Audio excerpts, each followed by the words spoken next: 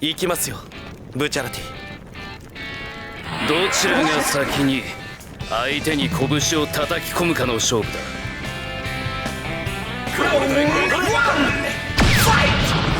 こだ、明るい輝きで距離を置いてから貴様をこいつ生まれ変わる。質問はすでに拷問に変わってやるしかない。やってみろ。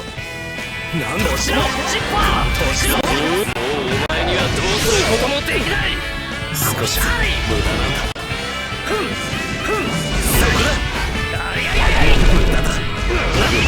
呪い野郎だぜ。おい、質問はすでに拷問に変わっているんだぞ。踏み潰されても知らんぞ。明るい輝きで道を戻れ。ゴールドエクスペリエンスの能力だ。もうお前にはどうすることもできない。スティッキーフィンガー。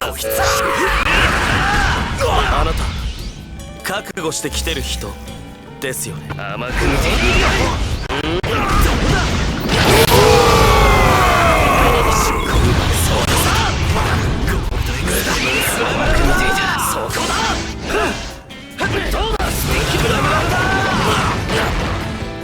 戻ってこい。戻れ。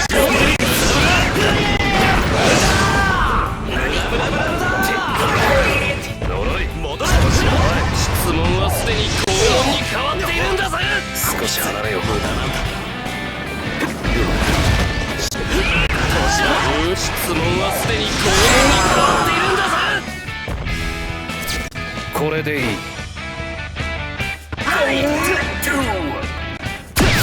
戻ってこい。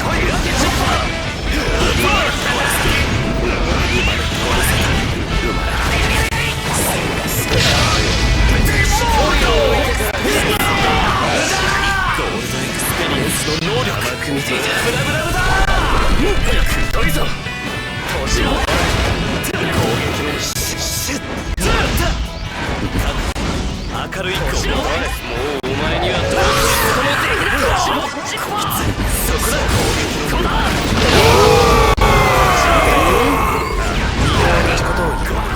戻れ。甘く見て。そこだ。ゴールドエクスペリエンス。質問はすでに拷問に変わっているんだぜ。なんともうお前にはどうすることもできない。スティッキーフィンガー。戻れ。も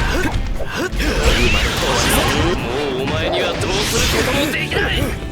なんだ。どうだスティッキー。もらった。生まれ変わらせ。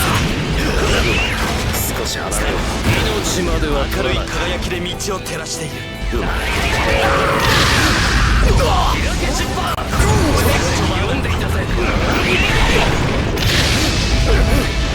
なんだこれ。同じことを言わせないでください。ゴールドエクス。質問はすでに拷問に変わっている。やるしかない。なんだそこだ。明るい年のジッパー。